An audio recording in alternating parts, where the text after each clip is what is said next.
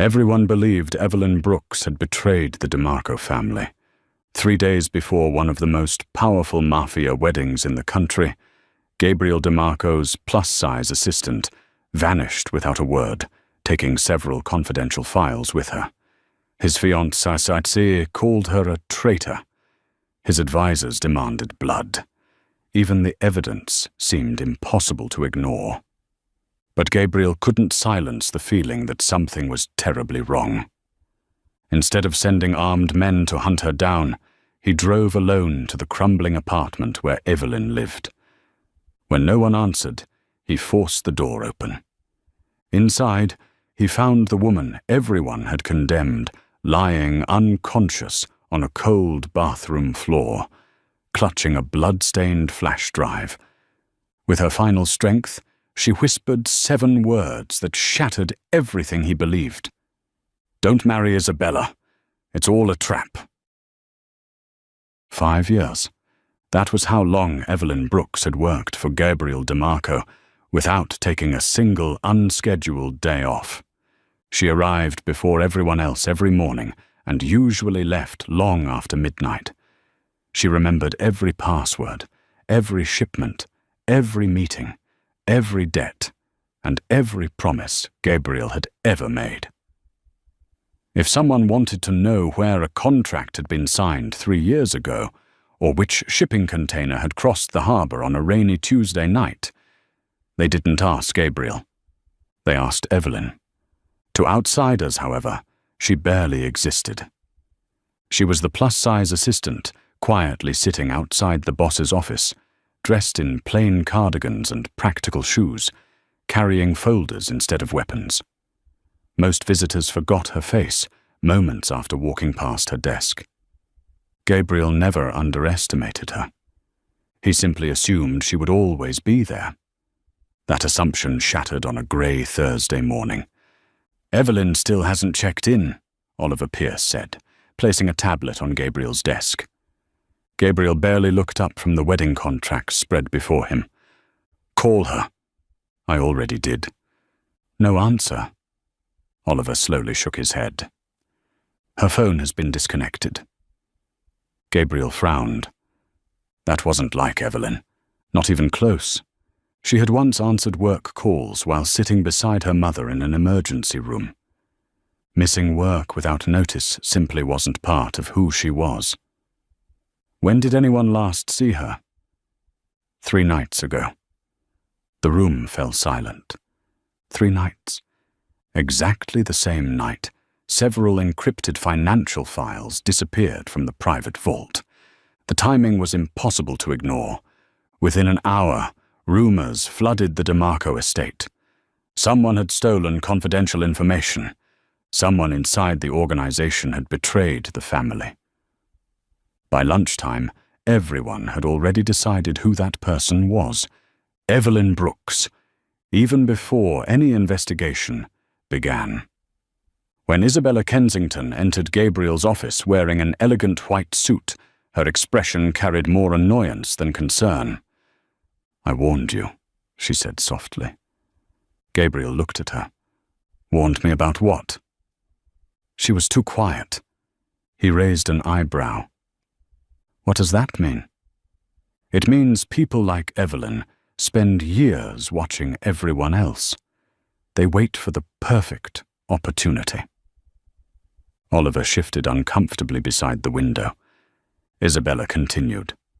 "She vanished with classified files 3 days before our wedding." She folded her arms. "If that isn't betrayal, I don't know what is." Gabriel remained silent. Not because he agreed, because something refused to fit. Evelyn had controlled access to information for years. If she intended to betray him, she could have disappeared months earlier with enough evidence to destroy the entire organization. Why now? Why only days before the wedding? Why leave behind almost everything she owned? By late afternoon, Gabriel stood alone inside Evelyn's office. Everything looked exactly as she had left it. The coffee mug still sat beside the keyboard. Sticky notes covered the monitor with reminders for meetings that would happen next week. A medical bill rested beneath a stack of invoices. Beside it lay a handwritten grocery list. Milk, soup, medicine. Nothing suggested someone planning to disappear forever. He slowly opened the bottom drawer of her desk. Inside were neatly organized notebooks, spare reading glasses, and dozens of handwritten schedules. Nothing valuable, nothing stolen. His eyes settled on a framed photograph. Evelyn stood beside an older woman in a wheelchair, both smiling despite obvious exhaustion. Her mother. Gabriel realized something that made his stomach tighten. In 5 years. He had never once asked Evelyn about her family. Not once. A knock interrupted his thoughts. Oliver stepped inside. We found her address. Gabriel looked up immediately. Where? Oliver hesitated. You won't like it. 20 minutes later, Gabriel's black sedan rolled into one of the oldest neighborhoods on the city's south side. The streets were cracked. Street lights flickered even before sunset. Most apartment buildings looked as though they had survived decades of neglect through sheer stubbornness. Gabriel stared through the windshield. This can't be right. Oliver checked the paper again. Apartment 4C. Gabriel frowned. I pay her enough to live anywhere she wants. Apparently, she didn't. The building smelled of damp concrete and old pipes. Every step on the narrow staircase echoed through the hallway. Apartment 4C stood at the end of the corridor. Gabriel knocked. No answer. He knocked harder. Silence. He reached for the doorknob. Locked. His instincts sharpened. Something felt terribly wrong. Evelyn, he called. Nothing. Then, a faint metallic smell drifted beneath the door. Blood. Without another second of hesitation, Gabriel stepped back. One powerful kick splintered the aging lock. The door burst inward. Cold air spilled from the dark apartment. Gabriel crossed the threshold, scanning every corner. The living room was almost empty. A folding table, an old laptop, stacks of carefully labeled folders. No television, no decorations, no signs of comfort, only survival. Then he noticed it. A thin trail of dried blood leading down the hallway. Toward the bathroom, Gabriel reached for the pistol beneath his jacket as his heartbeat accelerated. He followed the trail.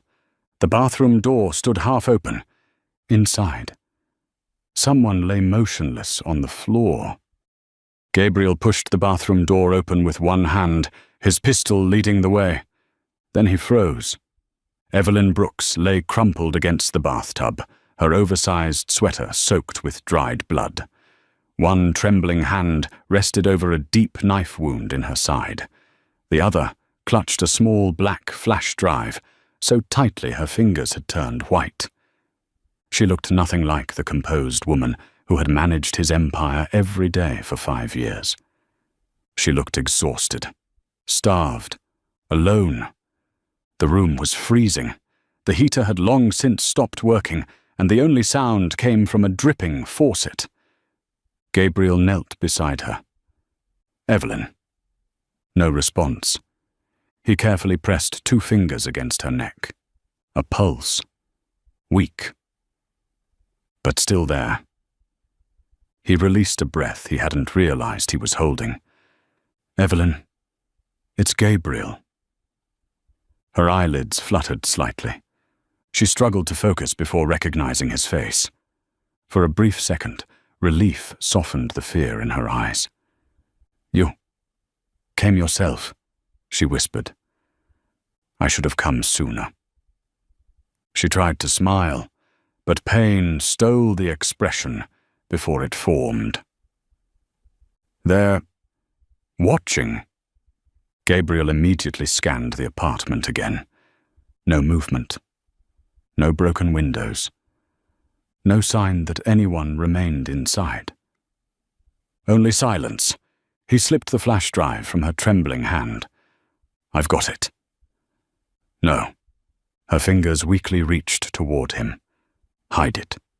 "I will." She relaxed only after hearing those words. Gabriel noticed fresh bruises around her wrists, cuts across her knuckles, a torn sleeve stained with blood. This hadn't been a robbery. Someone had questioned her. Someone had expected her to surrender whatever was stored on the flash drive. She never did. Evelyn. Her breathing became uneven. "Who did this?" She swallowed painfully. "I couldn't trust anyone. Tell me." Her lips trembled. "They're inside." Gabriel leaned closer. "Who?" She looked directly into his eyes. "The wedding." A violent cough interrupted her. Blood stained the corner of her mouth. Gabriel reached for a clean towel hanging beside the sink and pressed it gently against the wound. "We're leaving." She shook her head. "They'll follow." "They won't." "You don't understand." "Then help me understand." She closed her eyes for several seconds before forcing them open again. "Don't marry Isabella." Her voice was barely audible. "It's a trap." Gabriel's expression hardened. "What do you mean?" "The alliance," another painful breath, "was never real."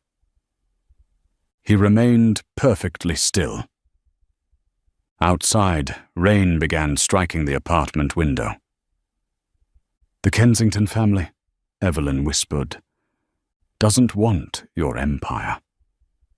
"They want," she fought to stay conscious, "what remains after you're dead." The words settled over the tiny bathroom like ice. Gabriel had spent months negotiating the marriage alliance. Every lawyer had approved it. Every advisor had celebrated it. Every financial projection promised unimaginable expansion. Yet Evelyn looked terrified, not confused, certain. She wasn't guessing. She knew. "How?" "I found transfers." She nodded weakly toward the hallway. "Laptop, hidden accounts, payments to someone inside your family." Gabriel's jaw tightened. "Who?" I couldn't finish. "They found me first!" The room spun around Evelyn as another wave of fever overtook her. "I copied everything. The flash drive is proof." Her head slowly tilted sideways. "Evelyn?" She no longer answered. Gabriel lifted her carefully into his arms. She weighed far less than he expected. For the first time, he realized something that filled him with quiet guilt. Everyone called Evelyn the plus-size assistant. Yet beneath the oversized sweaters she always wore was a body weakened by exhaustion, skipped meals, and years of putting everyone else's needs before her own. She had hidden her suffering as carefully as she had hidden his secrets. As Gabriel carried her through the apartment, his eyes paused on the nearly empty kitchen. One cabinet, 3 cans of soup, half a loaf of stale bread, expired medicine, nothing else. This was how the woman protecting millions of dollars had been living. He remembered every expensive bonus he had approved, every luxury gift exchanged during wedding planning, every celebration. Not once had he wondered why Evelyn always declined invitations to company dinners. Not once had he asked if she needed help. Outside, Oliver stared in disbelief as Gabriel emerged carrying Evelyn. "My God!" "Call Dr. Sutton," Gabriel ordered. "Not through headquarters." Oliver blinked. "Our private physician?" "No." Gabriel's voice turned cold. "If there's a traitor inside my organization..."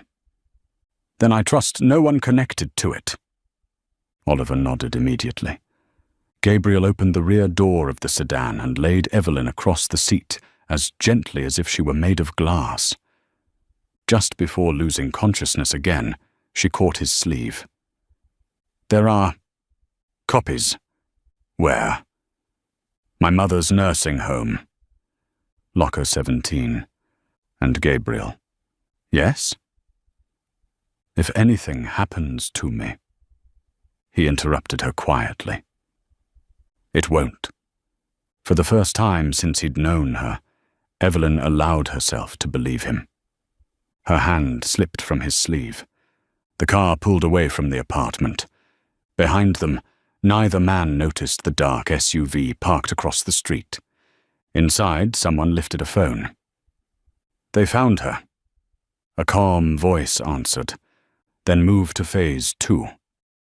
By sunrise, only 4 people knew Evelyn Brooks was still alive. Gabriel, Oliver Pierce, Dr. Harold Sutton, and Evelyn herself.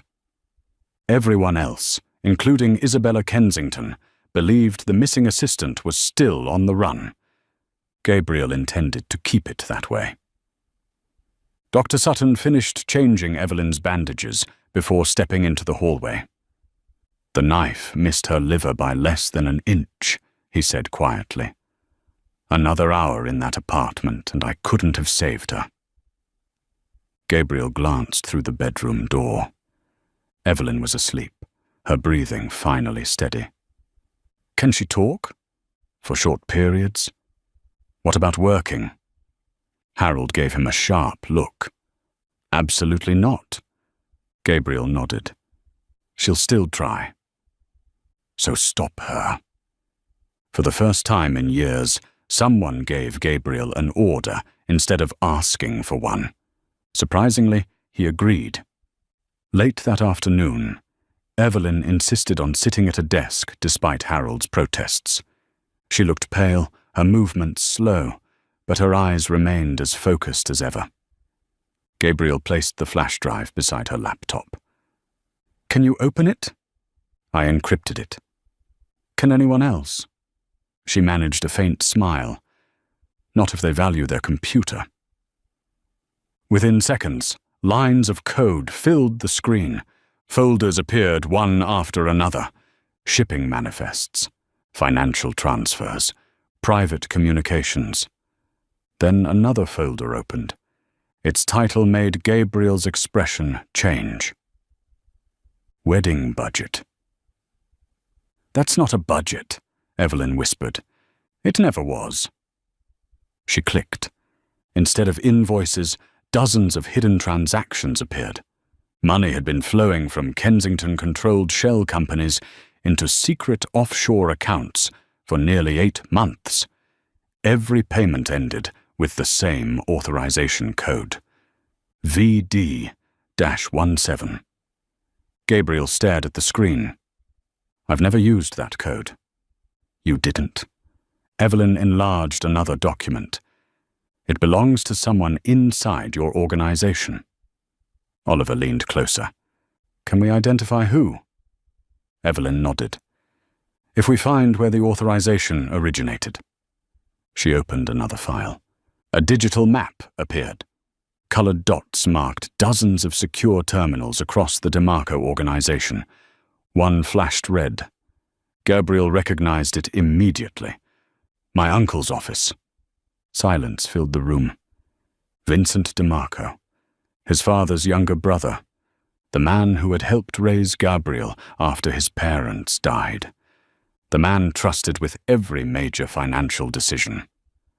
Oliver slowly lowered himself into a chair. That's impossible. Gabriel didn't answer. Impossible had become increasingly common over the last 24 hours. Evelyn continued searching. There's more. She opened several deleted emails recovered from encrypted backups. One message had never reached its recipient. Subject: Final transfer before ceremony. Gabriel read every line without speaking. The wedding was never intended to unite 2 families. It was designed to eliminate one. Once the ceremony concluded, Gabriel would attend a private reception aboard one of the DeMarco cargo vessels. The guest list had already been arranged. The security team had already been replaced. Within 2 hours of departure, the ship would disappear at sea. Officially, a tragic accident. Unofficially, the DeMarco Empire would lose its leader. Vincent would assume temporary control. Isabella's father, Damien Kensington, would quietly absorb the shipping network through emergency partnership clauses hidden inside the marriage agreement. Everything had been planned, months in advance. Oliver slowly looked toward Gabriel. They've already divided your empire. Gabriel remained unnervingly calm. No. He folded the laptop closed. They've divided what they think will become theirs. That evening, Gabriel made no public announcements. The wedding remained scheduled. The rehearsal dinner remained unchanged. Every invitation stayed active. He wanted the conspirators comfortable. Confident people made careless mistakes. Meanwhile, Oliver quietly visited Marion Brooks, Evelyn's mother, at the assisted living facility. Locker 17 contained exactly what Evelyn had promised. A second flash drive, printed bank statements, photographs, copies of signed agreements, even handwritten notes linking Vincent to Damien Kensington. When Oliver returned after dark, he spread everything across Gabriel's study. There won't be any denying this. Gabriel examined each document carefully. Years ago, Vincent had taught him a simple rule: never accuse anyone until you can prove they have nowhere left to run. Ironically, Vincent had forgotten his own advice. Just before midnight, Gabriel entered Evelyn's room, carrying 2 cups of tea. She was awake. "You should be sleeping," she said. "So should you." He handed her a cup. She accepted it carefully. Neither spoke for a long moment. Finally, Gabriel broke the silence. "I owe you an apology." She looked surprised. "For what?" "For believing there was even a chance you betrayed me. You weren't the only one. I should have known better. You had evidence. I had assumptions." She lowered her eyes. "I've always been easy to blame." Gabriel frowned. "What does that mean?" She gave a quiet laugh. "I'm the invisible woman, Gabriel. The assistant. The plus-size employee nobody notices unless something goes wrong. When important people enter a room, they remember your suit. They remember Isabella's smile. They remember your expensive watch. No one remembers the woman carrying the folders." She looked toward the window. "I learned a long time ago that invisible people hear everything." Gabriel studied her in silence. How many conversations had she overheard while others dismissed her? How many dangers had she quietly prevented without expecting recognition? 5 years. He suddenly realized she hadn't simply organized his empire. She had protected it, and he had never truly seen the weight she carried. A knock interrupted the moment. Oliver entered without speaking. He placed a sealed envelope on the table. "What is it?" Gabriel asked. It arrived by courier. No sender, no return address.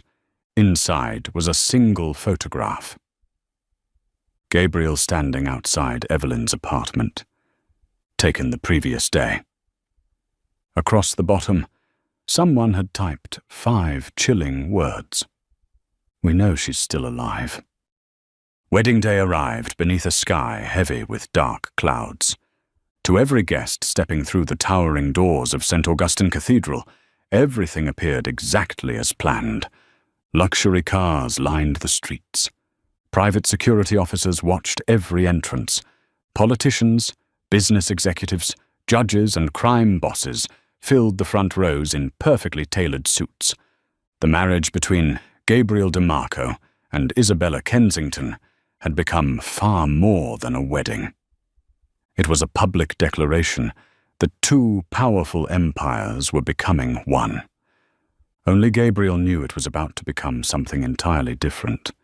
He stood alone in a private room behind the sanctuary, fastening the final button on his charcoal suit. Oliver entered quietly. "Our teams are in position." Gabriel nodded. "And Vincent? He thinks everything is proceeding according to schedule." "And Isabella?" "She's smiling." Gabriel looked at his reflection one last time. "Good. People smile the widest when they think they've already won." Across the hall, Isabella admired herself in a full-length mirror. Her ivory gown shimmered beneath the lights, and a diamond necklace rested elegantly around her neck. Damien Kensington adjusted his cufflinks. "Everything is ready," he said. "The contracts?" "Already waiting for Gabriel's signature after the ceremony." "The ship? Crew replaced. The security detail?" "Ours." He smiled confidently. "By tonight, the DeMarco Empire belongs to us." Neither of them noticed the tiny recording device hidden inside the bouquet resting on the dressing table.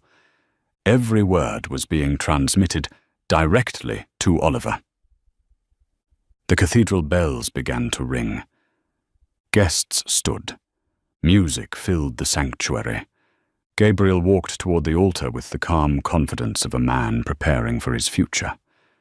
Only Oliver noticed the small wireless earpiece hidden beneath his collar.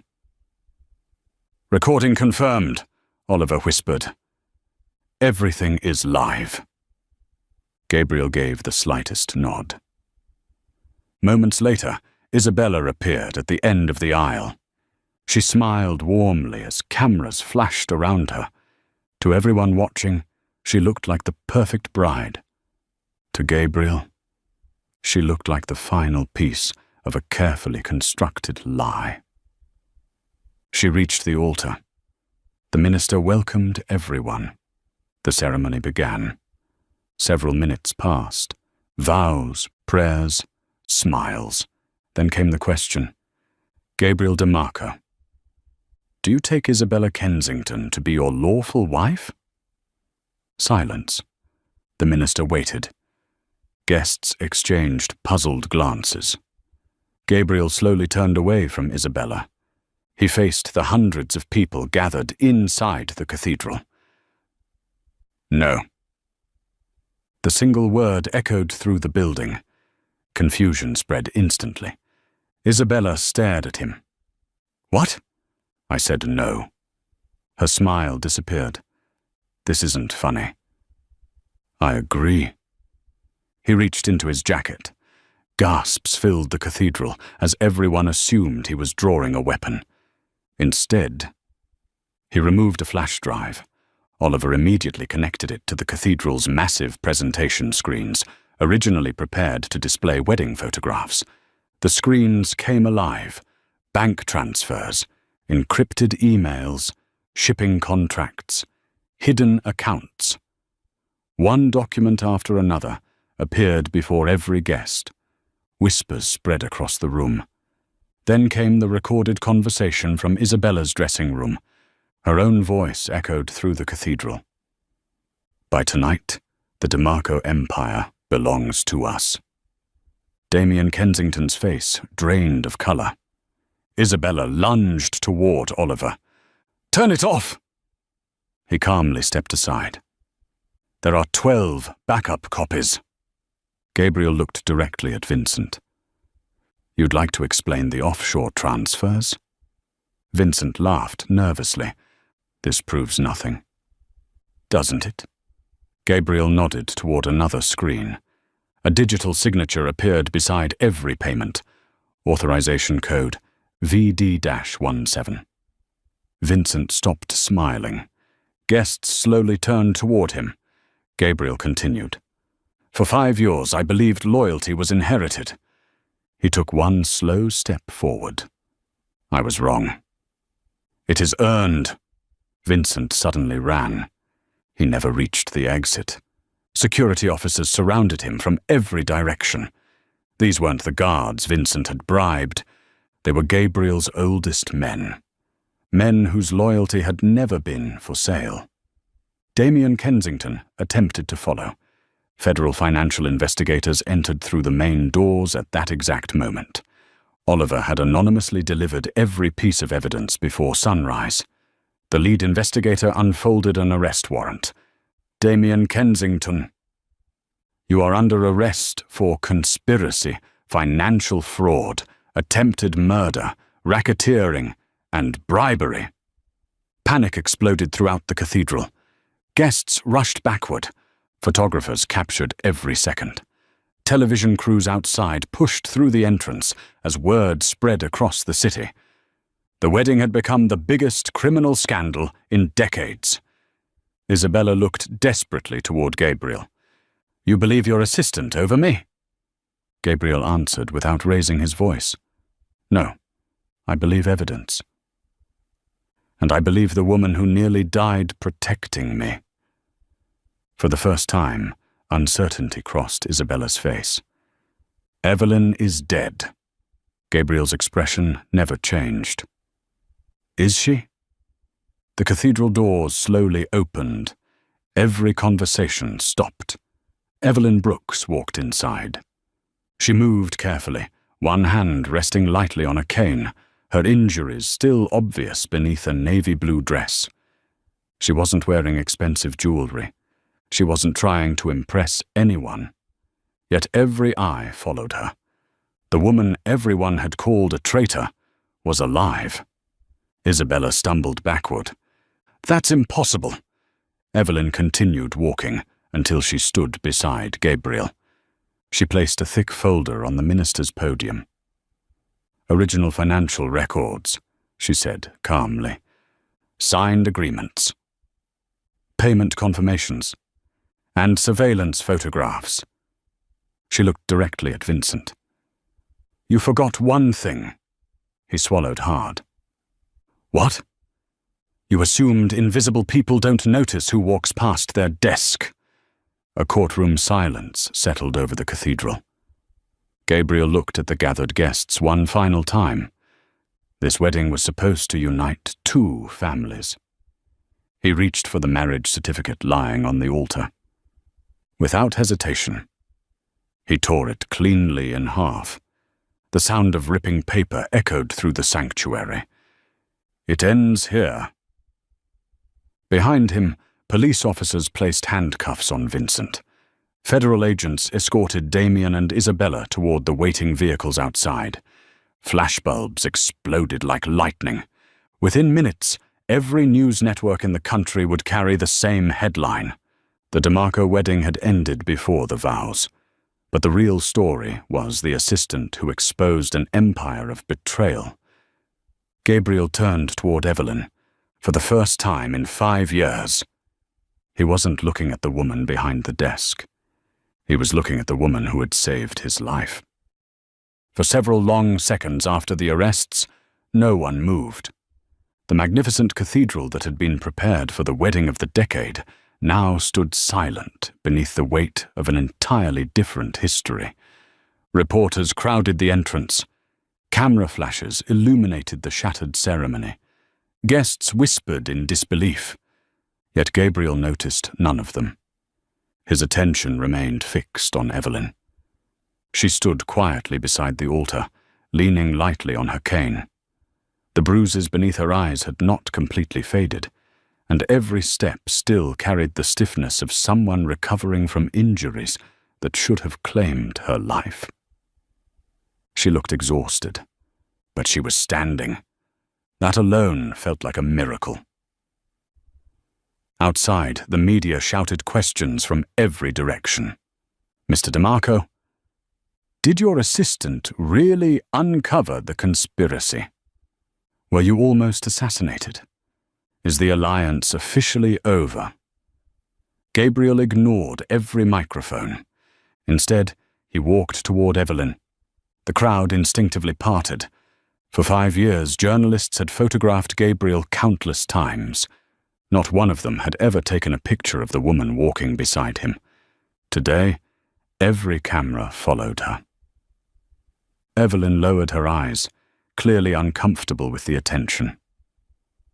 "I should leave," she whispered. Gabriel stopped. "No." She looked at him.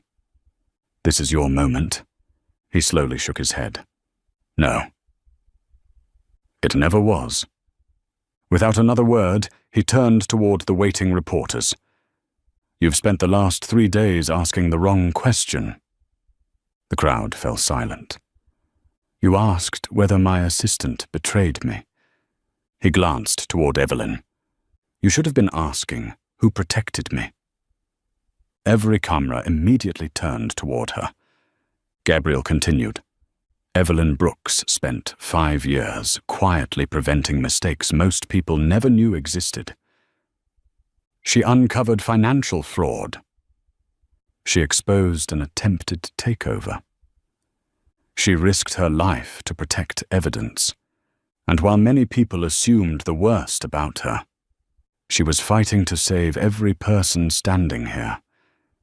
His voice remained calm. But today, everyone will know her name. The applause began with a single elderly judge seated near the cathedral entrance, then another, and another. Within seconds, hundreds of people were applauding the woman who had once been invisible. Evelyn blinked rapidly. She had spent years avoiding attention. Now she couldn't escape it.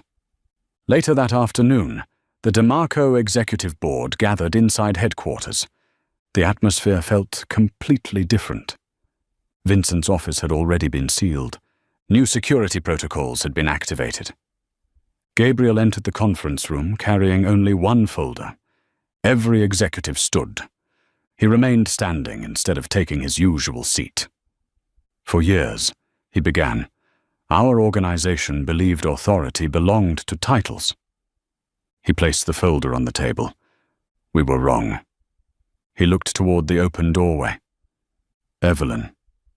She hesitated before entering. The room became completely silent. Gabriel walked to the chair beside his own. "This seat has remained empty for too long."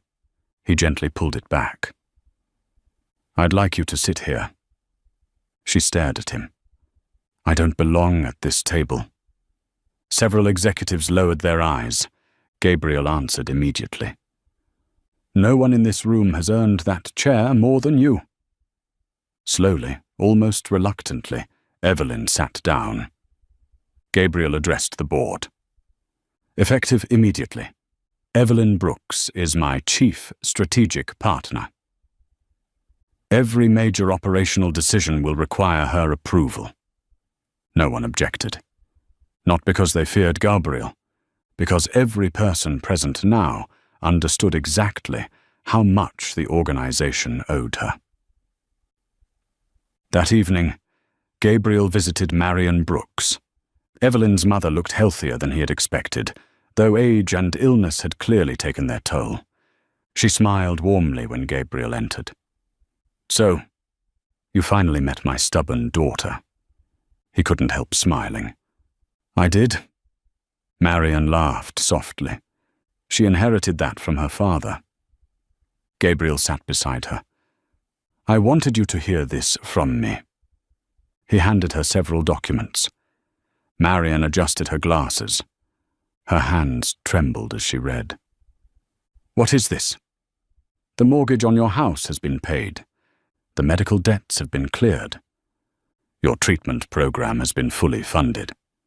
She looked up in disbelief. "For how long?" Gabriel answered quietly. "For as long as you need it." Tears gathered in the older woman's eyes. "You don't owe us anything." He looked toward the window. "I owe your daughter far more than this." Several weeks later, life slowly settled into a new rhythm. The newspapers eventually moved on to other stories. The trials began.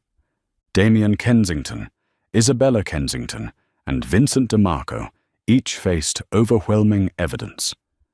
Meanwhile, the DeMarco shipping network recovered faster than analysts had predicted. Not because of luck, because the woman who had quietly kept everything running was no longer working from the shadows. One evening, after another long day, Evelyn stepped onto the terrace outside Gabriel's office. The harbor shimmered beneath the setting sun. Cargo ships moved peacefully across the water. Gabriel joined her, carrying 2 cups of coffee. He handed one to her. She accepted it with a grateful smile. "I still think this office is too large," she said. "You've complained about it every day. It echoes." "I know." She laughed softly. It was the first completely relaxed laugh Gabriel had ever heard from her. After a moment, she looked toward him. "Can I ask you something?" "Anything." "Why didn't you replace me while I was gone?" He answered without hesitation. "Because no one could." She smiled. "I mean, after everyone thought I'd betrayed you." Gabriel looked across the harbor before speaking. "At first, I almost believed it. I hate that I did." He paused, but something kept bothering me. "What?" "You never once broke a promise. Not in 5 years. I realized I trusted your character more than the evidence." Evelyn lowered her eyes. "Thank you." He gently shook his head. "No. Thank you." Silence settled comfortably between them. Not awkward. Not uncertain. Peaceful. Finally, Gabriel spoke again. 5 years ago, I hired an assistant." He turned toward her. "Today, I'm asking my partner to stay beside me." She looked at him, emotion filling her eyes. "Not because you owe me. Not because you saved my life. But because I cannot imagine building the future without you." For a moment, neither of them spoke. Then Evelyn smiled. A real smile. The kind she had hidden behind endless schedules, paperwork, and quiet sacrifice. "I'd like that," she said. Behind them, the city continued moving as it always had. Ships came and went, businesses opened and closed, empires rose and fell. But one thing had changed forever. The woman everyone overlooked had become the person no one could replace. And the man who nearly lost everything finally understood that true loyalty is rarely the loudest voice in the room. More often, it is the quiet person standing beside you every single day, asking for nothing while giving you everything.